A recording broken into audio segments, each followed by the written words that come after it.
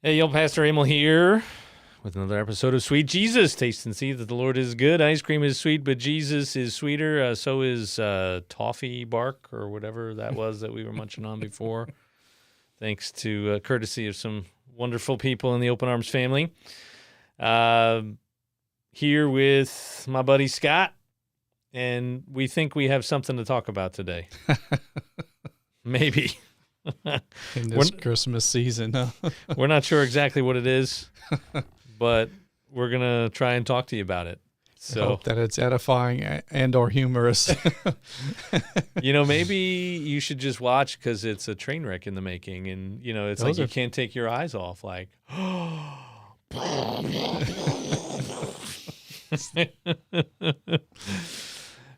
no, I don't think it's going to be that bad, but maybe you've had that experience. You have these things you're thinking about, you want to talk about, and you just try to put it together, and there's just too much, or there's not enough, or you go down one rabbit hole, and then you end up going, no, the end of the rabbit hole is like, no, that's not. And then you start going down another one, but you don't get far enough. You just end up in a different one, and so here we are. But how did you talk me into this? How did you talk me into this? You're the one who sent me the Christmas apologetic stuff. No. Yeah, whatever. I'll take the blame. It's fine. If this wasn't my fault, something else was my fault. So, no, it's obviously Christmas season. It's coming very quickly. A week from today is Christmas Day. And the Christmas music has been playing for at least a month. Certainly before Thanksgiving, it always sneaks up on us whether we like it to or not. Our family very much doesn't do Christmas until Thanksgiving because I got two ladies in the house who have birthdays right around in November, right around Thanksgiving. And so we hold off on Christmas until after Thanksgiving. But we do Christmas. We love Christmas. We enjoy Christmas. The El Presidente said it's the Advent season, not the Christmas season. El Presidente meaning? Eric. Pastor Eric. Okay. Okay. That president. I'm like, which one are we talking about here?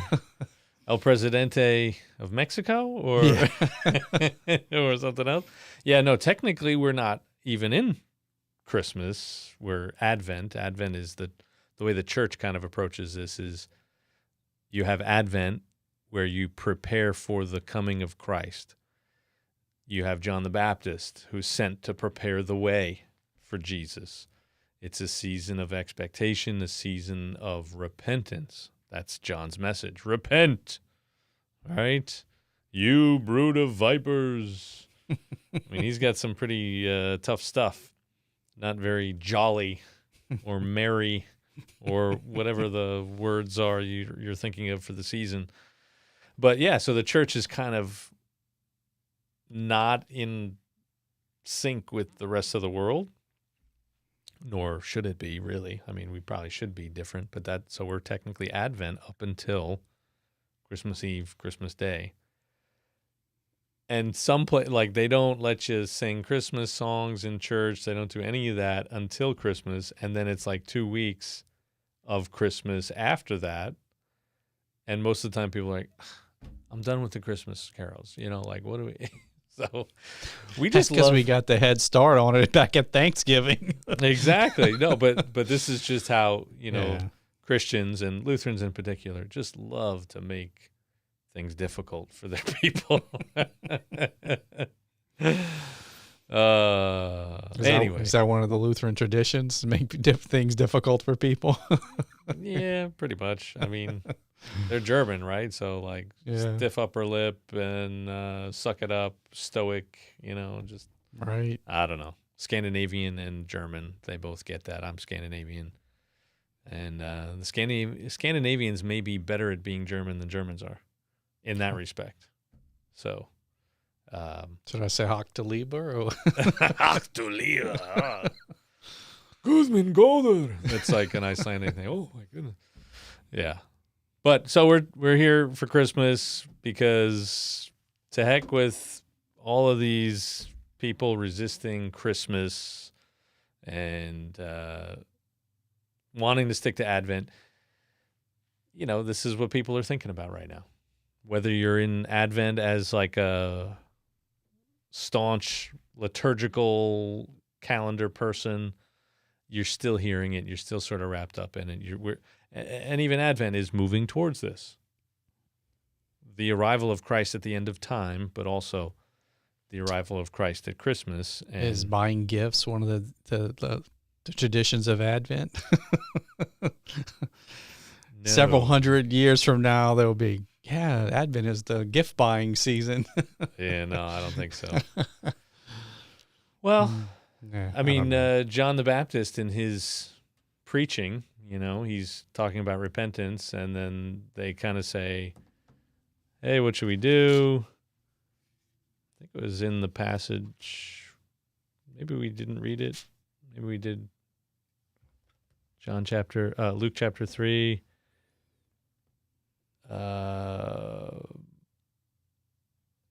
The crowds asked him, what then shall we do? And he said, whoever has 2 tunics is to share with him who has none, and whoever has food is to do likewise. Tax collectors also came to be baptized and said to him, Teacher, what shall we do? And he said to them, collect no more than you are authorized to do.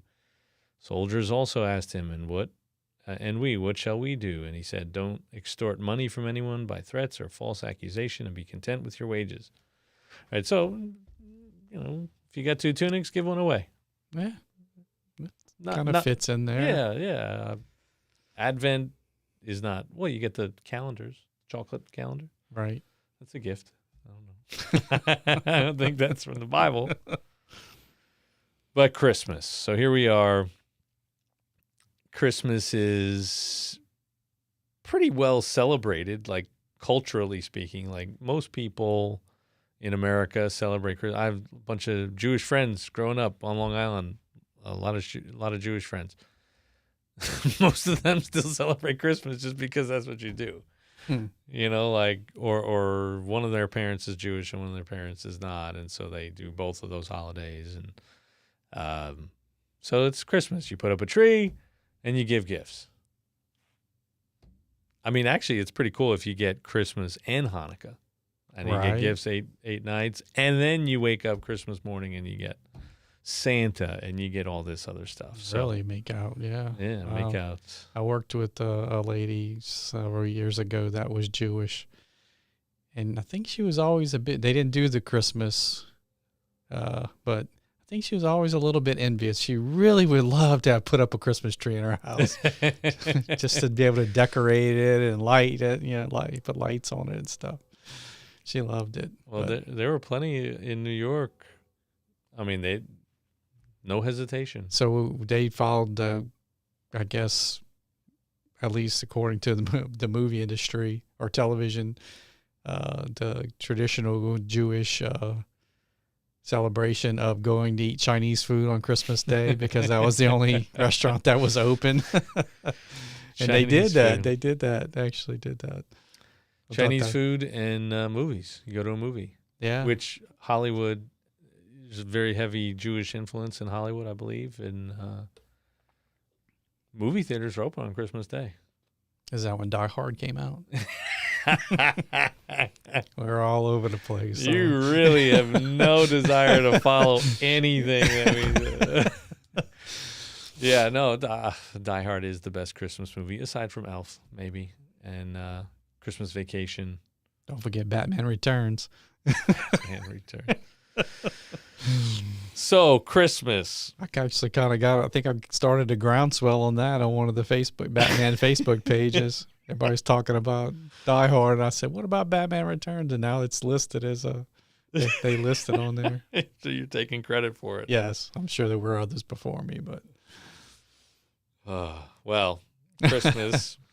Home Alone. It's Home Alone's a good one. Home Alone's a good one. Are we here talking about Christmas movies, or are we talking about... we didn't have that on the list, did we? No, we didn't at all. Not even a little bit. So the thing with Christmas is it is a very secular holiday, and you get these Christians now that think, they'll say, oh, you can't do this at all. Can't celebrate Christmas.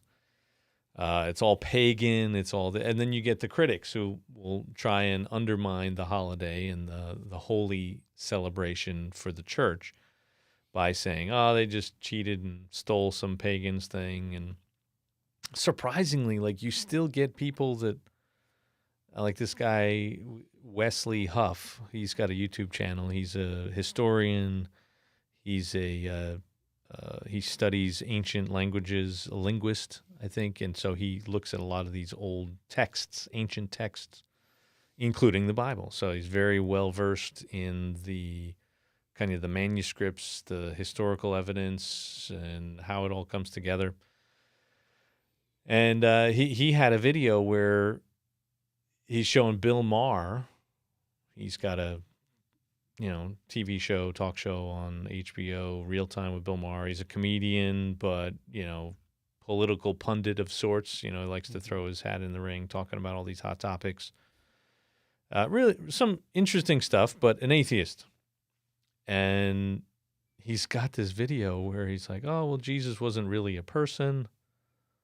And all of these things that we believe about him were just borrowed from everywhere else. Mm-hmm. And so you just have this stuff out there that people just keep saying it as if it's true, and people then believe it. But really, it's only because it's convenient, because they don't want it to be true. And so they just keep parroting it. But there's literally no evidence to support the idea that, first, Jesus wasn't a real person, and second, that really it's all just made up and borrowed from everyone else. Like, Christianity is just the religion that won, so to speak. I think it is winning. It's the fastest spreading, even though in America it seems like Christianity's dwindling, and it is in the States, or it has been. Not sure if that's still true or not. But everywhere else, it's exploding. Everywhere else in the world. And not just like poor countries or countries that aren't, quote, educated to know things like what Bill Maher says. Right. Man, if these people would just be educated out of this nonsense, they wouldn't believe it anymore. No, they're like actually educated people, technologically advanced people, just not here. And they are saying, you know what? This is ridiculous to throw out Christianity. It makes too much sense. The historical evidence is overwhelming.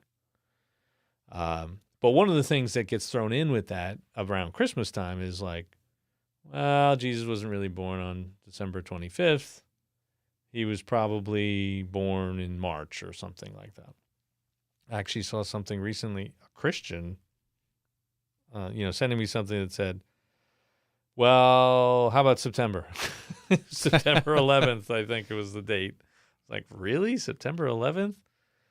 I didn't find that to be particularly credible, but It has to do, I think, sometimes with the harvest, or not harvest, but when the sheep are out. yes, that's a common thing I've heard. Yeah, because otherwise the shepherds wouldn't have been out in the field when Jesus was born, and they couldn't have called him in. But so that's the spring or the summer or late fall, or fall.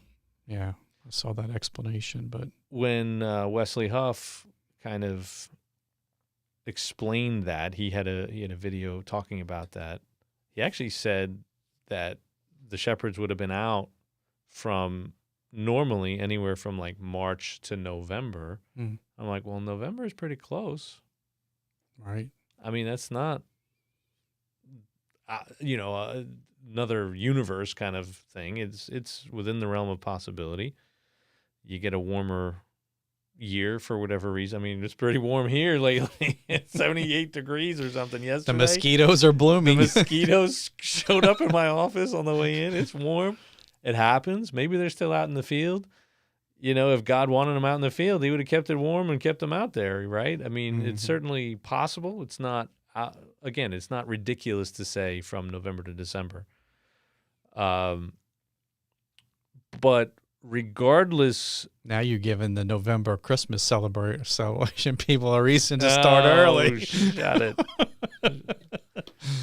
Okay. But if you the way that they figured this out, it may not be December 25th, but the way that they came up with it made sense, and it was really early that they came up with this.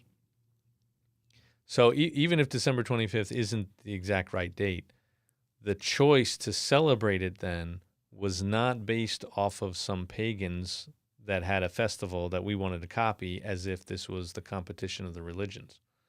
Christianity did not care about competing with other religions at all. I mean, first off, they couldn't. They were being slaughtered for the first 300 years.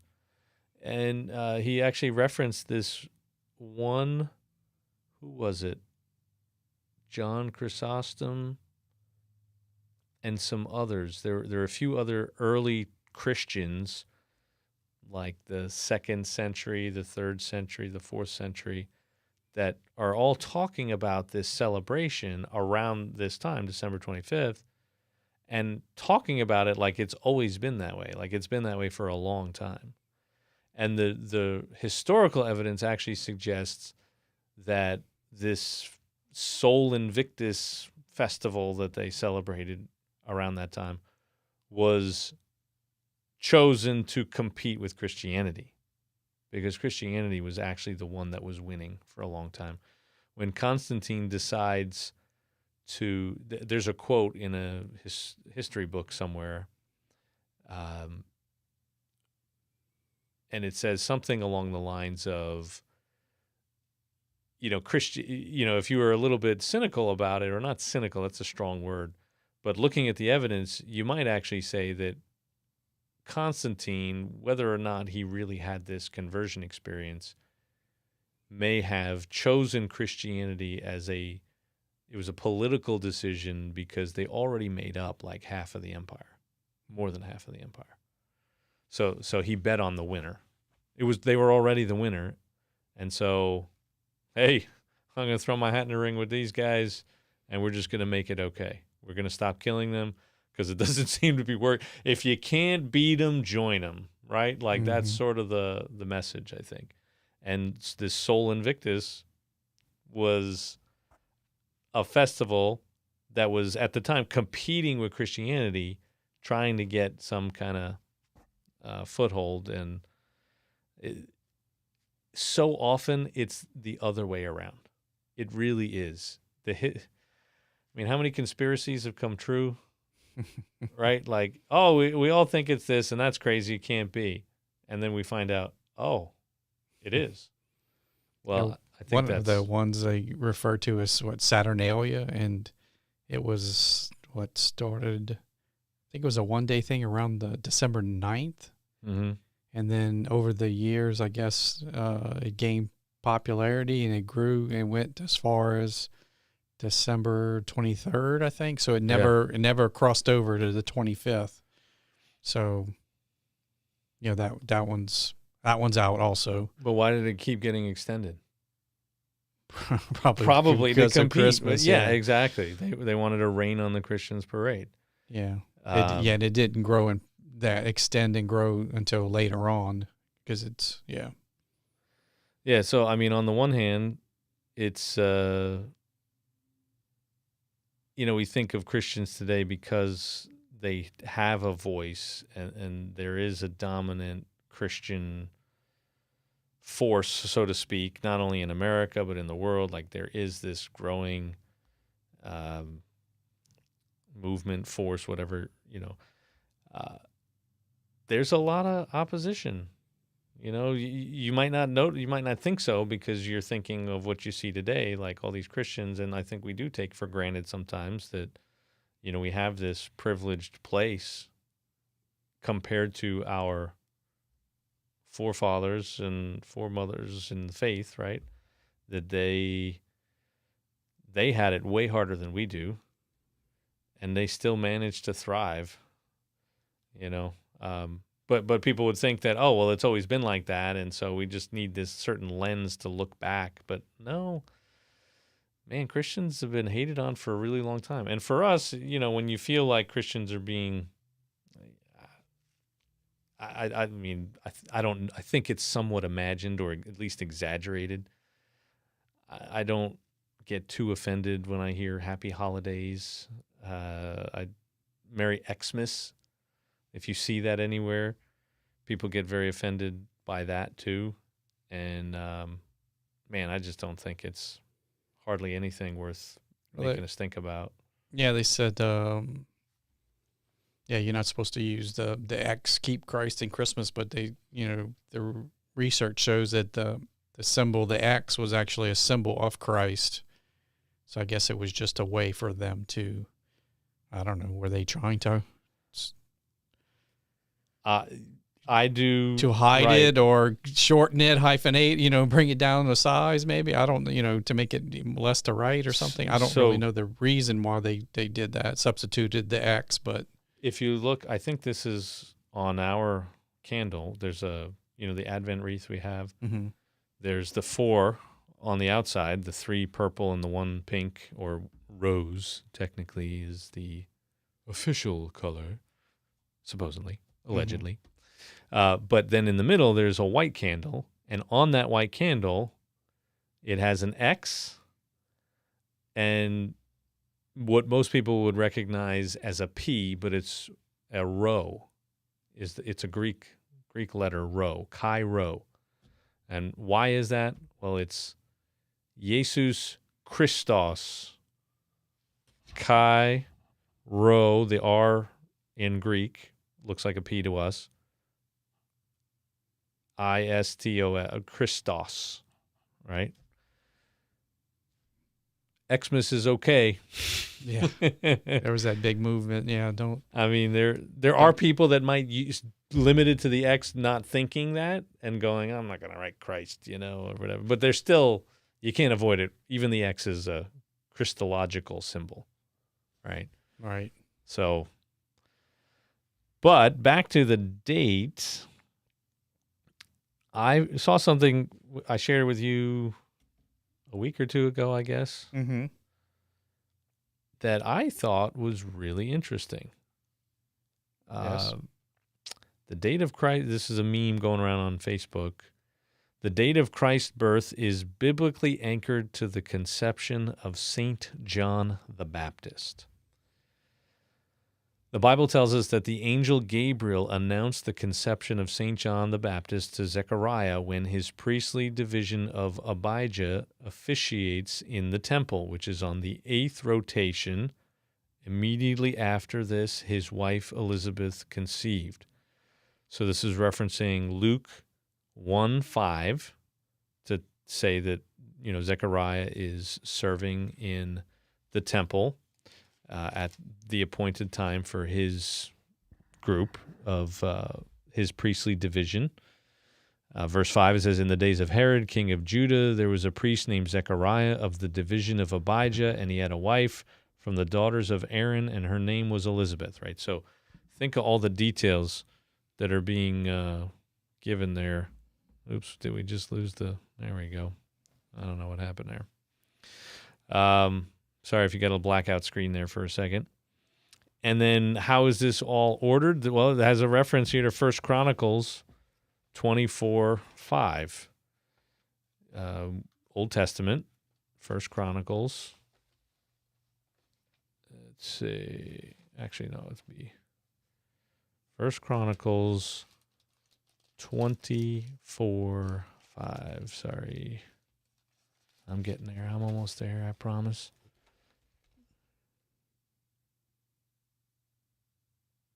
They divided them by lot, all alike, for there were sacred officers and officers of God among both the sons of Eleazar and the sons of Ithamar and the scribe Shemaiah. And the scribe Shemaiah, the son of Nethanel, a Levite, recorded them in the presence of the king.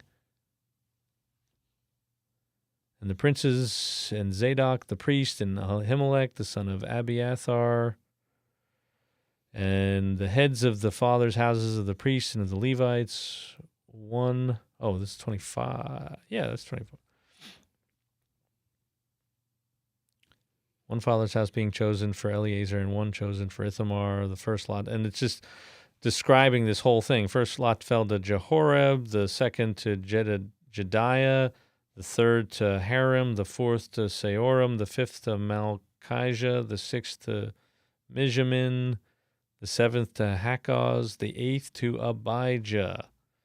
Right? So here is this division of labor for all these different groups within the sons of Aaron and serving in there and everything. And, you know, they eventually have this schedule. And so based on this schedule, they should have been in the temple. He should have been serving in the temple around a certain time. The father, excuse me, the father of John the Baptist. Father of John the Baptist, Zechariah, yeah. It says here, this took place on the Jewish feast of Yom Kippur, Day of Atonement, which falls between September 22nd through the 30th in our modern calendar. All right, so St. John's mission to give the people. Then the Annunciation to the Virgin Mary, which initiated the conception of Jesus through the Holy Spirit, took place 6 months after the conception of John the Baptist. And that's in Luke 1. I think anybody that's read through those, traditional Christmas story readings around this time of year has probably heard, let's see, in the 6th month. So this is the 6th month of what? The 6th month of Elizabeth conceiving. So in Luke chapter 1, verse 24, after these days, his wife Elizabeth conceived, and for 5 months she kept herself hidden, saying, thus the Lord has done for me in the days when he looked on me to take away my reproach among people. Very next verse. In the 6th month, the angel Gabriel was sent from God to a city of Galilee named Nazareth to a virgin betrothed to a man whose name was Joseph. So she's 6 months pregnant. March 25th, then, is when the church celebrates the Annunciation, which is 6 months after September. So John the Baptist's father is serving in the temple. He's got to be serving in the temple around this time of year. It's, again, September. 6 months later, Mary hears. It's March 25th. You add 9 months, you get December 25th. There's also something that this guy, Wes Huff, was talking about, that a lot of people believed that, especially someone super special like Jesus, that their day of death would have been the same as their birthday. So they have Jesus dying March 25th.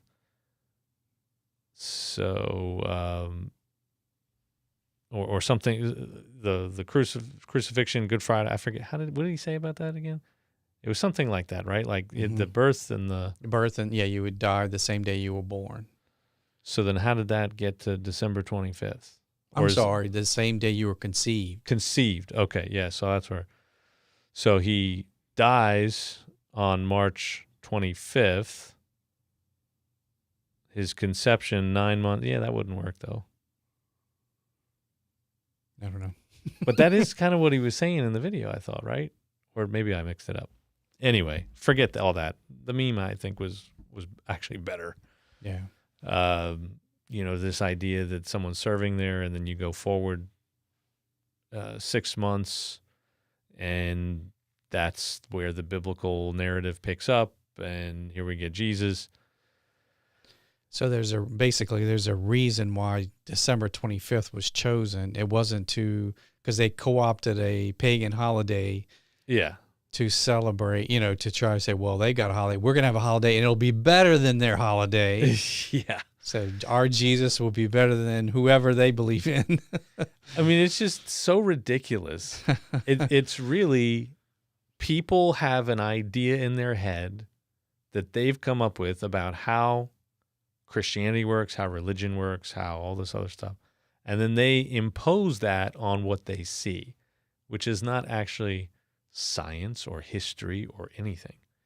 but yet that's what they do. And then they accuse you of being that person. And it's really ironic. It's so bizarre.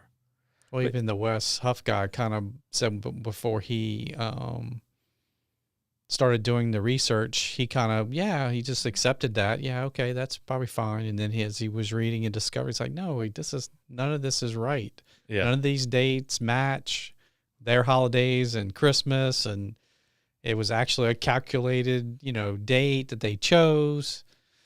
Yeah. All the news is fake. All of it. It just is. All of it. Yeah.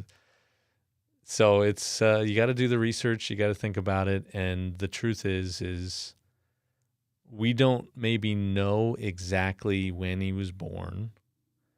I don't think that matters.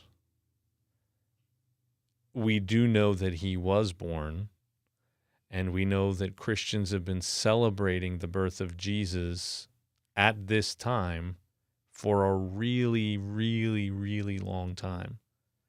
Like this wasn't an invention of the 1950s. Or the Middle Ages. Or the Middle Ages. Yeah. Or, I mean, we're talking the first couple of centuries they come up with this.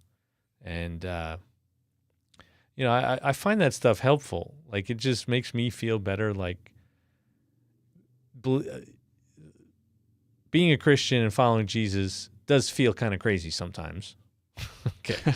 So it's always helpful when it feels a little less crazy, And when I say that, I don't mean because you're going against the grain in a lot of ways. You're going against your own flesh. Like what you'd really like to do is not what God wants you to do. Or, the whole Advent thing we were talking about before, right? Like here we are celebrating Advent, not Christmas yet. And then we get Christmas. And so, sorry, you were. No, I was just going to say it is a fantastical story to believe in, like, to go along with what you're saying, that the creator of the universe was embodied into a human being on this, so who believes that? But we do. So, and we've got, information and, even when they, do these little things that kind of chip at your base, right? They just start celebrating it to have a celebration on the same time, and that some pagan have. It kind of like, you kind of felt like you building your house on the sand and not on the foundation, right? It's like, so when was it? So is it important that we celebrate Christmas on whatever the correct date was? I guess if it was, they would have specifically spelled it out, maybe. Does it ruin our faith that we may be, for some reason, not calculating it correctly? I don't think so. I mean, if we knew, then yes, it would be very important to celebrate it at the time that it actually happened, right? Like I would say that, yes, that would matter. But we don't know. And we should investigate this stuff and not just take what we hear for granted, because it does sort of support your faith. It provides sort of substance and a stronger foundation, right? So Tim Keller, sorry, I'm going to have to get a little sip here. Tim Keller's got this book, The Reason for God. I talked to you about a little bit ahead of time. Was sort of like his big apologetic book that kind of captured a lot of attention. This was 2006, 7, 8, something like that. And it was really like answering objections. But he wrote another book several years after that, Making Sense of God, I think was the name of it. And he talked about it as essentially like a prequel, kind of, that this book probably should come first, but he only realized how important it was later. So The Reason for God was a book that answered the objections. But the Making Sense of God book says it's talking to people who now people aren't dealing with objections as much as they're just saying, well, why should I even care? And so he's kind of going after that. But in the introduction to that second book, the prequel one, he talks about sort of the process, because living in New York and doing ministry in New York, he encountered a lot of people that had once been Christian and sort of left, right? And he's like, it's the same story. It's always the same story. It's somebody has something that they've been taught their whole life, and they find out that it's not true, and then it's like one leg of the chair goes down, another leg of the chair goes down until it's all gone, right? Now, what I think he was getting at, I haven't read that in a while, what I think he was getting at is that there's so many things that aren't 100% sure, that aren't obvious, that aren't biblical exactly. Their traditions or their, miscommunications or unclear teaching or just bad teaching that's saying something is like, this is essential when it's not. And they realize that whatever it is that somebody has made a big deal about is not true. Now they just start questioning everything and the whole thing kind of collapses.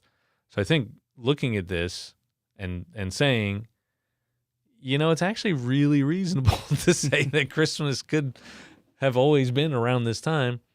I think that matters. Yeah. You think it matters? I think it does. For the reasons we said, it chips away. If it's not, I guess it's not essential. But it's been celebrated this way for quite a while, and it just, I don't know, gives you more footing. Feels like you're on firm ground. Yeah. Yeah. Now, if they said tomorrow they dug up some archaeological something or other that could say, no, it was definitely on this other date, then we should move our celebration. That's what I would say. Yeah. And that would, it wouldn't rock my world, because we don't become Christians because we want to celebrate Christmas on the 25th of December, right? It's the other way. Well, the real thing is that the most important thing is Jesus actually was born. Right. Which is how that whole Bill Maher thing started. He's not even a real person. What? What idiot. That was a thing 50 years ago, maybe 30, 40 years ago. Well, that'd have been about the time he was in college, probably. So yeah.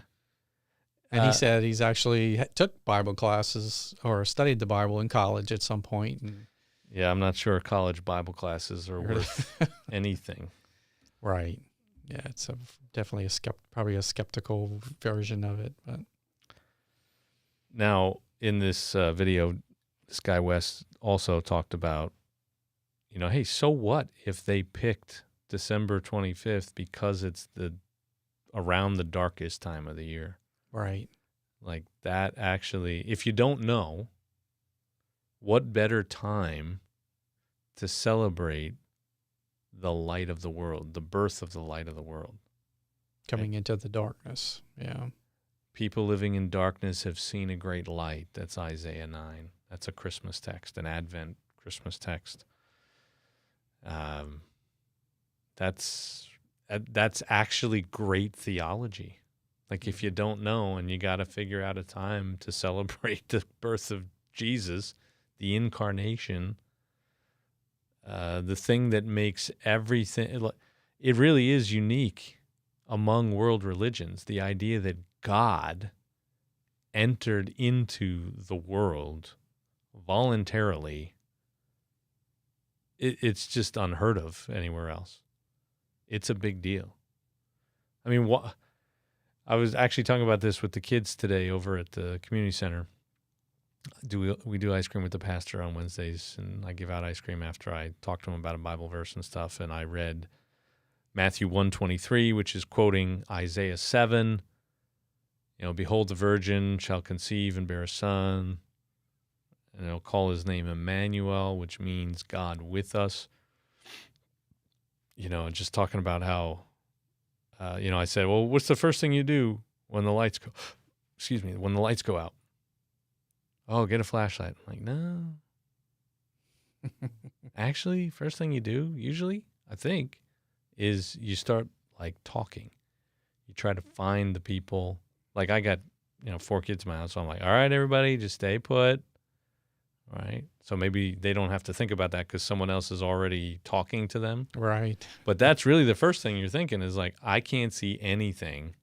Where are you? Are you there? Are you still there? Right? Did we have a mysterious rapture? Where is everybody? We have this need to have people with us. Being alone in the dark is not good. Talked about, hey, you ever see somebody getting bullied or picked on or something going on at school and you just oh, yeah, you just avert your eyes. I don't want to see it. I don't want to know what's going on. Just keep walking. I don't want to get involved. I don't want to get in the mess. I don't want to. That's people. But Jesus looks down, sees the mess, and goes, oh, I'm getting involved. I'm going to be with them. And he enters in, and that's what Christmas is all about, and that's a huge deal. I mean, most of the other religions of the world, there's a God who basically gets stuck down here or something. Or he loses a bet, and he gets stuck with human beings. Or they're down here doing something nefarious. A lot of times, if you read any of the Greek and Roman gods. Messing with us and playing tricks on us and taking advantage of us and all these things. So usually nothing pleasant. There is nothing else like Christianity, that God would enter into this mess, join us in the mess, when he could have stayed in bliss and perfection and safety and security, right? And then to think that he didn't just enter in, I mean, he got the worst of the worst. He endured complete isolation so that we never will. I mean, that's really the worst part of hell, I would say. We got all these images of fire and all these, fire and brimstone sermons and stuff, but really, just imagine being completely alone, eternally forgotten. That's what messes with humans, to be forgotten, to be alone, to be abandoned and neglected, and that's what sets us off. Yeah, you'd be in the dark and you'd be calling out, going, hello, and no one answers. And there's no light to turn on. Yeah. No flashlight, nothing, candle, anything. That might be worse than burning, literally burning forever, Mm-hmm. Yeah, well, but we got Christmas. Then he had, the other thing is people will say is, should we be celebrating? It doesn't say anywhere in the Bible that we should be celebrating Jesus, Christmas, Jesus' birth. And Wes said that, well, if we're going to celebrate anything, we should celebrate that. Wouldn't that be a great thing to celebrate, right?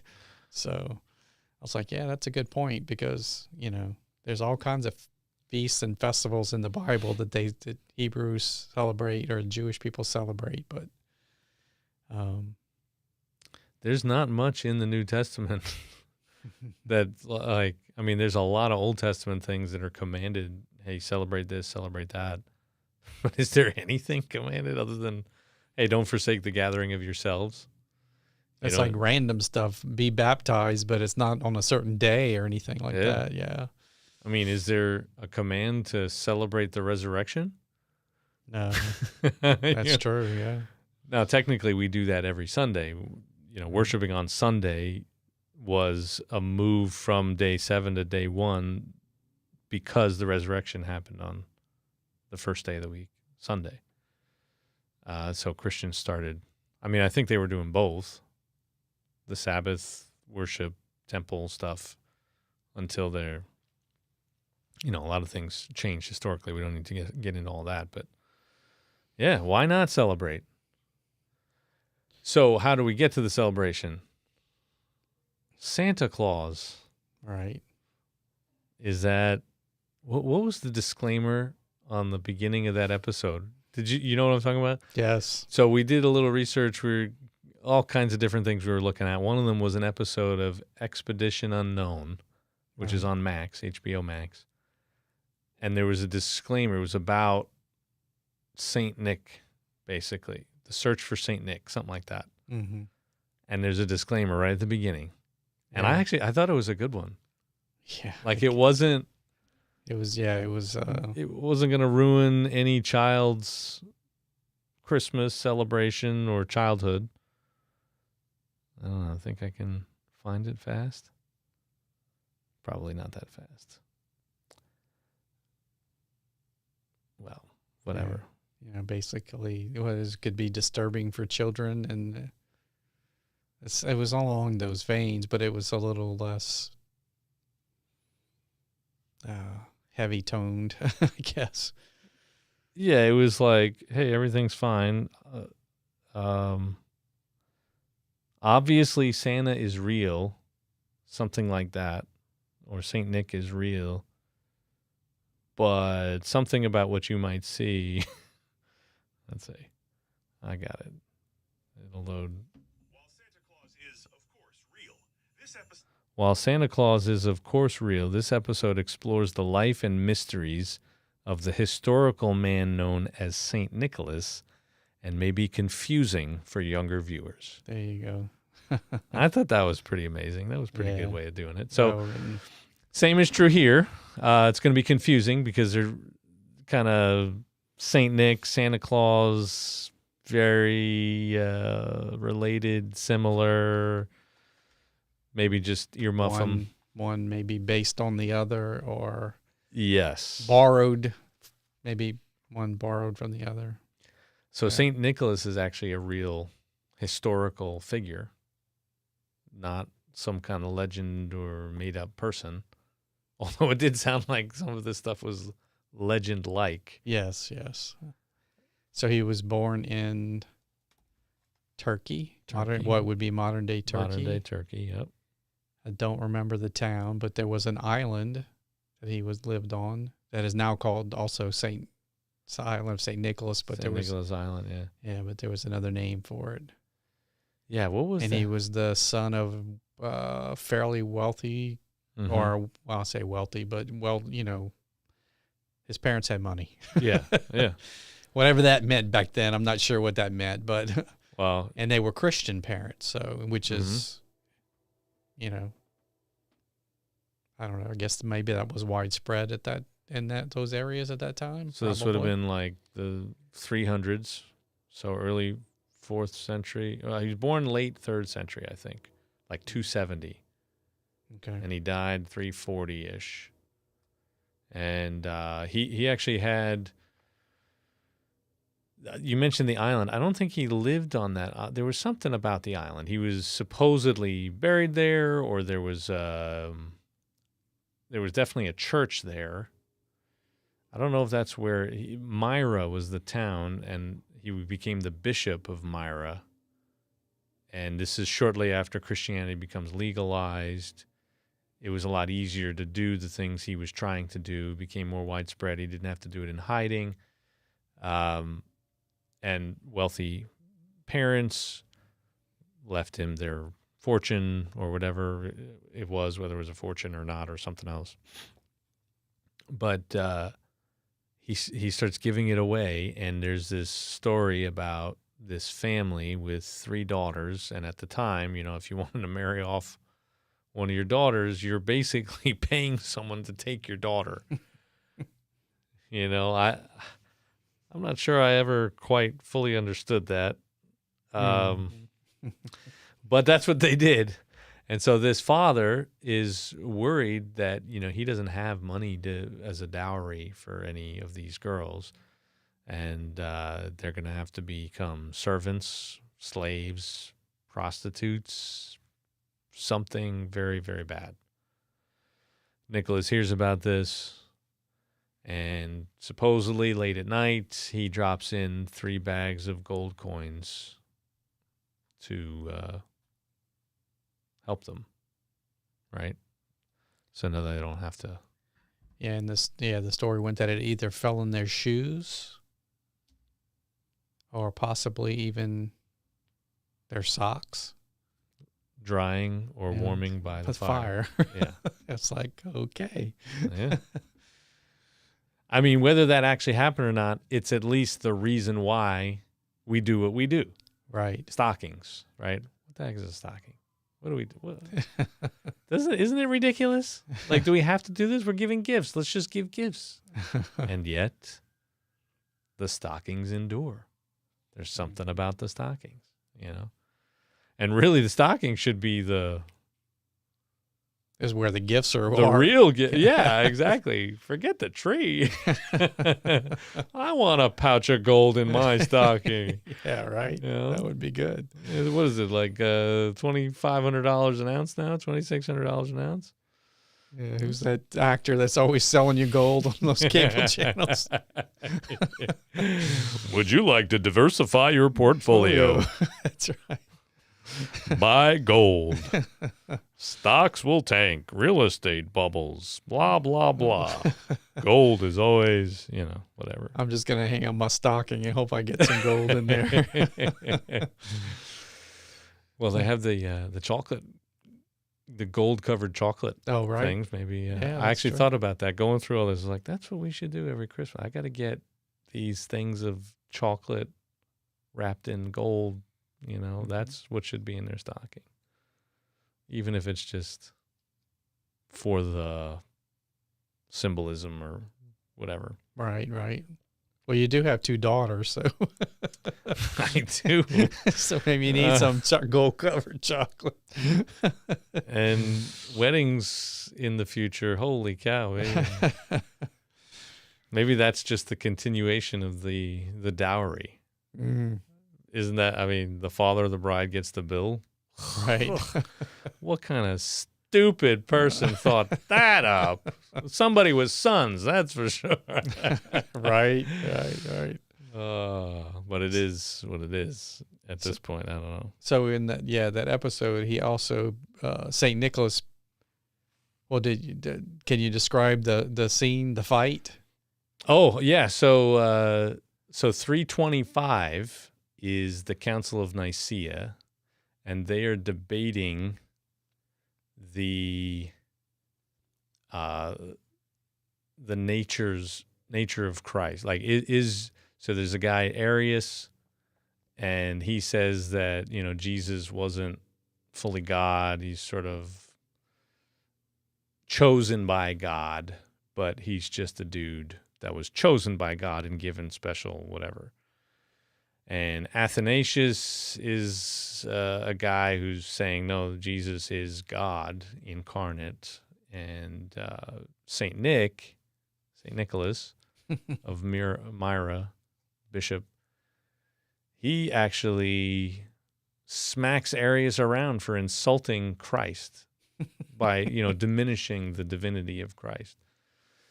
So, yeah, he spent a night in prison or something like that, which was it prison, or was it like, hey, go cool off and time out? Yeah. And we'll let you out when you can be civil, something like that. So St. Nicholas was a tough guy. He was a bad dude. You didn't mess with him much. Yeah. Naughty or nice, he was doing what he thought he should do. If you're naughty, you might get slapped around by old St. Nicholas. Better be You'll good. be lucky if it's just coal. That's right. Right. Yeah, well, there was something. Don't pout, right? I'm gonna give you something to pout about. Yeah. Well, there was something else about being in that jail cell, though, that prison. Did they say something else, or am I just like something happened while he was? Gosh, I don't know, I'm maybe drawing a not. blank on it now. He became, he's like the patron saint of like a dozen different things. Yeah, like a ton of things. Like children. Apparently, he's credited for raising 3 children from the dead. So the pickle. Did you know what he was talking about with the pickle?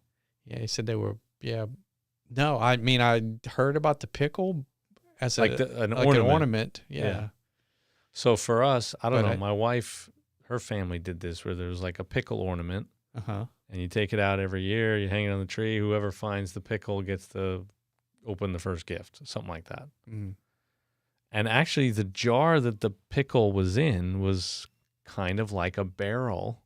Not exactly a barrel, but it was like, I don't know, maybe it was just because it was a fancy ornament or something, or, you know, a unique special one. But once I was watching this stuff, I was like, oh, man.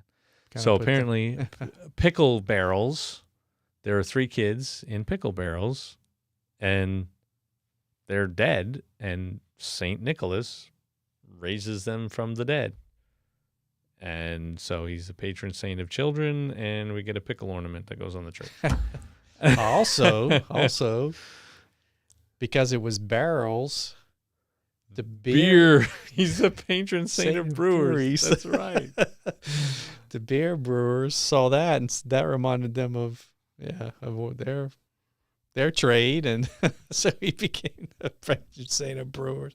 He's a popular guy. Yeah, he is. So he must have been pretty jolly. He must have been pretty kind and generous, and you know, like there's something there, even if some of it has been embellished over the years or exaggerated or whatever the case is.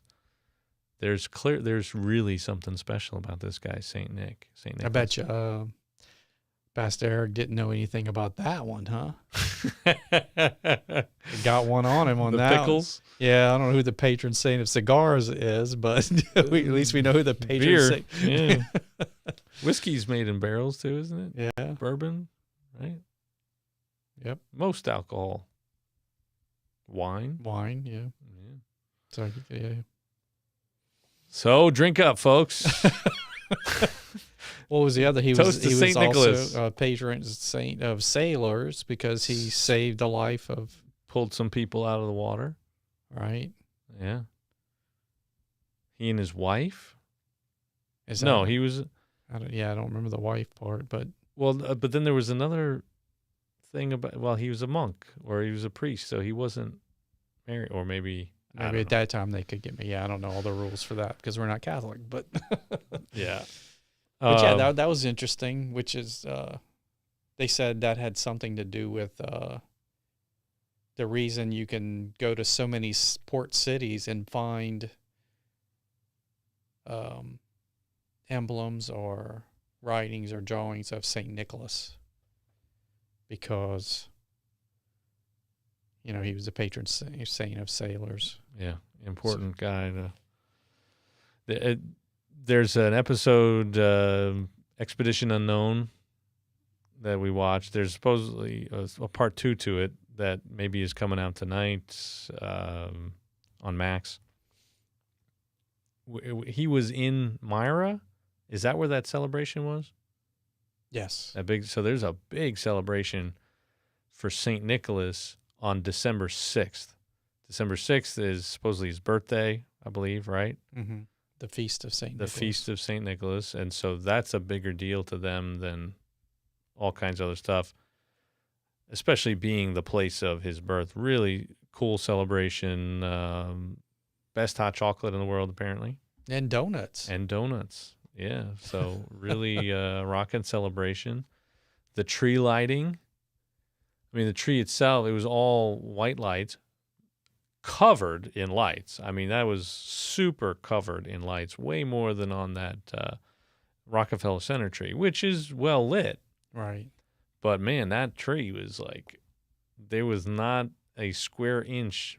It was like Clark Griswold's roof. Yeah.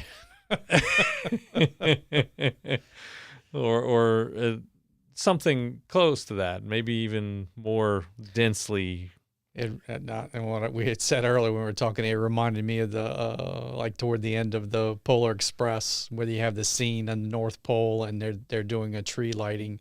Santa Claus is there at the North Pole, right? But they're doing it. Looked it's like they had to borrow that from Myra, the St. Nicholas. I'm gonna have to take your word for it because I always fall asleep when play that movie, Polar Express. I don't think I've ever made it more than a third to halfway through that movie without falling asleep. Well, they add a lot of stuff to it in the movie, but just the the I don't know, what would you call that, town square or church? What do you call that in front of a church? I don't know if there's a special name for it. In Myra, you're talking Yeah, about? Myra. Yeah, so it had that same kind of a feel. You're in this like town square with the tree, and there's just tons of people A lot of around people. it, Yeah. and they're just like super excited for this. And it wasn't just the lights. It was like fireworks, like a big build-up, all kinds of crazy stuff going on. Huge celebration. Again, this guy clearly loved, and the bulk of that episode of Expedition Unknown is really them trying to identify what people believe to be the remains of this man, Nicholas. And he was so important to people, like twice his grave was broken into and his remains stolen. Right. So people wanted this guy's bones. It was during an era when relics were really important. So you wanted like something from a really important person, and if you could just get your hands on it, you could touch it, you could pray to it, you could pray with it, you could, whatever, it would do something special for you. And a lot of people trying to get this stuff. So again, his character, there must have been something about his character that created such an enormous legacy following him, right? So not a, and this is actually something, I don't know if you caught this. You mentioned Eric before on Facebook, our buddy Eric Johnson. He's another pastor, bishop, sort of. We don't call him that in our denomination, but that's basically what he is. And there were comments on another post about like law and gospel. What do we say about Santa Claus? He sees you when you're sleeping. He knows when you're awake. He knows if you've been bad or good. So be good, for goodness sake. Like, that's not how it's said, but that's really the message. Like, parents use it as like this threatening thing. Right. But what was this guy doing? He's just giving stuff away. Yeah. Just being nice. There's another time when he gave gifts to children and actually dropped the gifts through the chimney. Yep. Can't remember the whole story behind that, but that was talked about a little bit in the episode. Expedition Unknown. Yeah. Yeah. So the whole coming through the chimney, he got on the roof. I don't know if it was a widow and her children, and they were I think that's low on money, down to the last whatever, and yeah, so he dropped again. I guess it was probably gold coins or something for them anyway. It's like, so these traditions they started somewhere. Yeah, they started somewhere. Yeah. So the question is it okay for us to really, is there anything wrong with Christians using St. Nicholas as our, but like you said, he apparently had a character. What we always told our kids was that, we didn't really talk about it. They picked it up from everybody else. Right. It's amazing. Everybody, that's all they talk about is Santa Claus. Even the pastor's kid. Like, hello. And we just said that, Santa really loves Jesus. Yeah, that's it. And he did. Exactly. Exactly. So. Yeah, and then they said later on the colors of red and green were actually part of a marketing campaign by the Coca-Cola Corporation to bring, to sell more Coca-Cola. So I guess Santa Claus or the Christmas colors come from the fact, the red and green comes from. Well, the red, I think, may have been Also part of the bishop thing. I don't know. I've seen him in different Saint Nicholas in red robes, but didn't know if that was retro coloration or not, because there was something I read that it was like yellow would have been maybe more of the color that he would have been in. But anyway. So again, flipping things on their head, right? Mm-hmm. People trying to distance themselves from the religious undertones of Christmas, embrace a man whose entire life was wrapped up in serving Jesus. Yeah, that's pretty ironic, huh? Suckers! You cannot celebrate Christmas. You certainly can't do it with Santa and forget about Jesus. Right. He does it because of Jesus. And as far as the naughty and nice thing, I mean, I don't know. Yeah, I don't know about that. Some of that take, they said, was really after the poem that was written, So 'Twas the night before Christmas. Yeah. So there's actually a neat, speaking of Eric, he had a post. Maybe it wasn't him. It was something like, basically, I'm on both lists. I'm a Lutheran. I'm always on both. Oh, right. Was that something he had? Could have been. I mean, there's this one, I am the human version of Tangled Christmas Lights. That's sort of gets at it. Yeah, I don't know what. I got that bulb that goes out and causes half the string not to light up. That's my problem. Oh, I just buy a new, which I'm trying to avoid it. Because it's like two halves, so they're not all connected, but apparently like half is. So one light went out, and so half of the string is out. So I just bury that one, and then keep the other half that's lit, right, and then wrap around again the other. So I'm just too cheap and too lazy to go buy new lights. But another tradition or symbol that we use is a Christmas tree. And just like it was been claimed that we co-opted it from, or Christians co-opted it from other pagan religions that brought in evergreen trees or evergreen type plants into their home during the wintertime. But apparently, in what was it, Germany or Northern Europe, where they brought in a tree for they had a celebration of the paradise tree.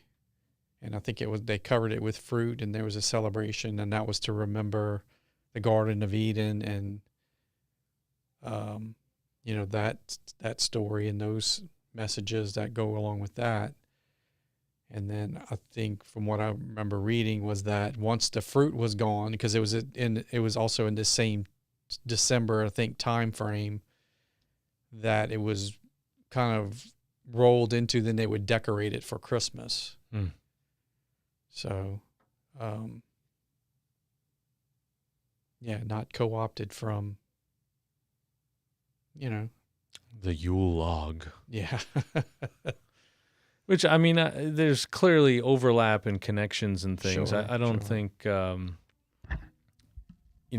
trees are all people had. Like, I mean, they didn't have manufacturing facilities creating junk and other stuff for us to buy and use and whatnot, right? I mean, they took what they had, and they were happy to have food, right? I mean, the times were tough for a long time for humans.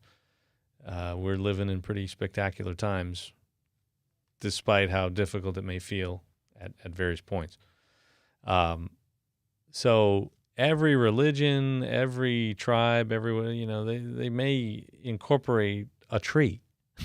Right. That doesn't mean that Christians stole it from someone, or that if you're using it, Although, in Iceland, my dad's from Iceland, and in other Scandinavian countries, I know for sure Iceland, but like their word for Christmas is Yule, which looks a lot like the Yule thing, So a Yola tree, a Christmas tree, a Yola, whatever, and I don't know if that's a Yule thing or not, and they were clearly pagan for a really long time. Well, actually, Christianity came to Iceland in about 1000 AD. So they've had it for a while. But there were definitely some pagan origins. And the word there, it's not Christ, right? It's just this Yule thing. And they've got some, we actually probably could have talked about that. Iceland's got even stranger traditions for Christmas. They don't have Santa. They have 13, I think, little dwarf little things that come in and cause mischief and play tricks on people. And if they like the people, they leave a little something in their shoe, again with the shoe. And if they don't like you, they leave you a potato or something like that. I don't know. Or maybe a potato is one of the night. Each night is a different thing. So, yeah. Anyway. Christmas is cool. Sounds like a blending of things there. Celebrate it. If you put, naked lady ornaments on it, it's probably not good. But if you put satanic things on your tree, that's probably not good. But if you put ornaments that are just shiny and maybe some things about Jesus and the manger and, I think that's okay. I agree. So we're good with it. We're good with celebrating Christmas and putting up a tree. We figured out a way to talk for an hour, so maybe put people to sleep. Maybe not. If you're not asleep yet, turn on the Polar Express. That works for me every time.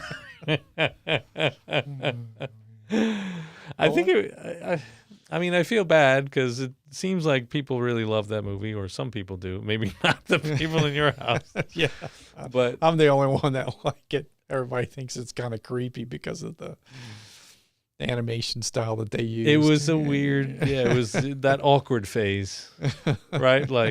Teen years for most of us, or the tween years maybe, until digital technology really kind of made things look good. But I feel like it always gets put on at just the wrong time. Like the day I got forced into lugging things up and down the attic and doing stuff with the tree or putting stuff up outside or whatever the case is. And just, man, just instantly out like a light. So any final words of insight and wisdom?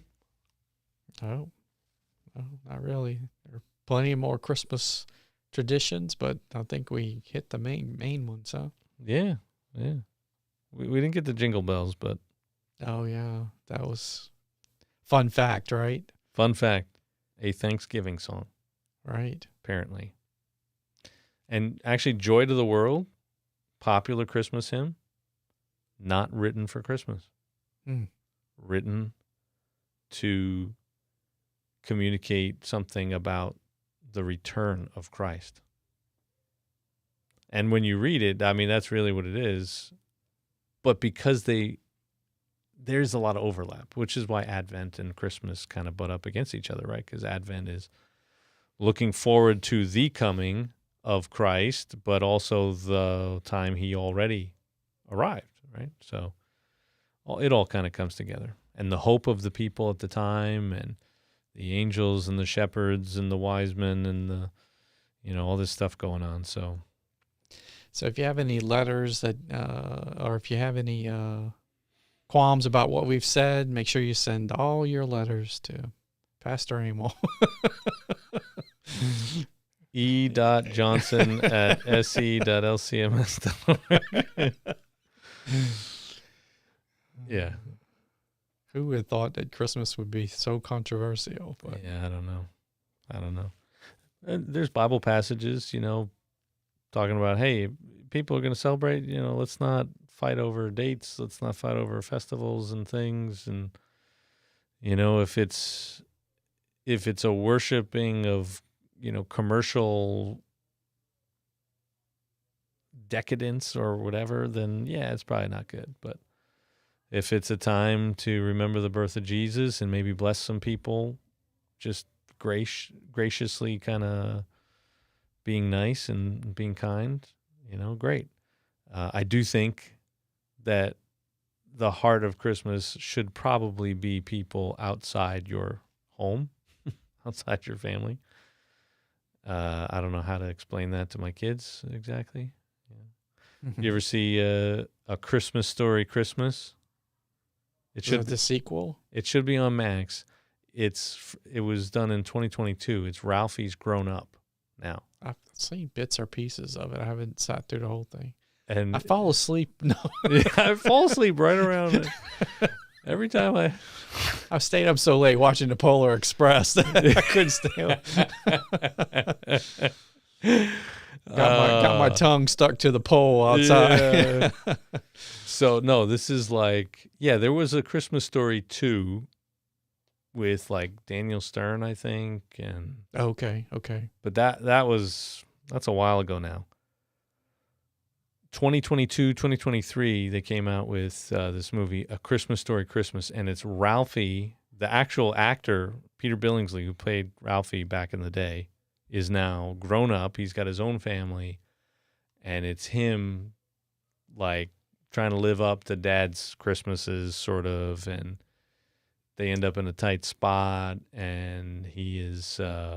Isn't Farkas like the sheriff or something? Well, don't... Oh, sorry. Did I just blow? I don't know. I'm not saying anything. I don't want to give it all away. I'm trying to be all covert and secretive here.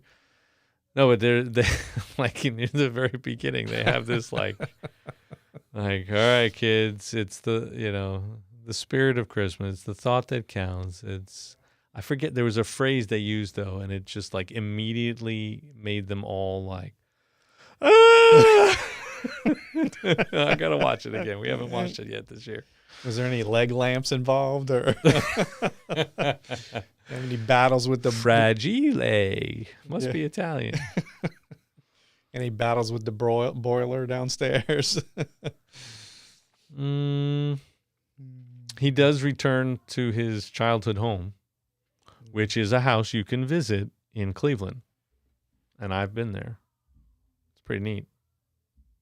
Nice. So, is it filmed on location? I think so. Wow. Which is weird because when you watch the movie, A Christmas Story, the first one, it's set in like northern Indiana. And there's a lot of Chicago references because northern Indiana and Chicago is like the big city. But pretty sure it's filmed on that street in Cleveland. Nice. So Cleveland's must be a happening place, huh? They got the Rock and Roll Hall of Fame, and I guess. I don't know. We were there a couple of times. We probably didn't explore it as much as we could have. I think that's where the creators of Superman lived when they created Superman. Yeah. Yeah. Superman, Santa Claus, Christmas, it all fits. Yeah. I said it must be like a nexus of the fantastical world or something. Yeah. Well, Cleveland was Ohio, Cleveland, big deal. Long time ago. Not as big as it once was. Now we're way off the subject. Yeah. Well, that's where I was really going with like, oh yeah, Superman, Santa, Christmas, that all fits. Yeah. Not thinking Cleveland, just going, what in the hell are we talking about? All right, folks. Random facts. It's been great to be with you. Send all your questions to Scott Anyway. Celebrate Christmas. It is about Jesus. You should give some gifts because you've already gotten the greatest gift, and eternity is forever. So, way cooler than anything else. Great to be with you. Merry Christmas. Hey, Merry Christmas. Do you have Happy ice cream? New Year. Do we have ice cream at Christmas? We have ice cream just all the time. The festival of ice cream is every Wednesday. It is at the community center. It is, and on this podcast. Theoretically, I haven't eaten any ice cream in the podcast in a long time, but of course, invite probably my fault. everybody. Well, I eat it beforehand. See, and here we are. Okay. We're off again. But Okay. here, Open Arms book, Nobody's Nola, Nola's Icelandic Adventure. If you made it this long, I figured I could at least get a 15-second plug out of you.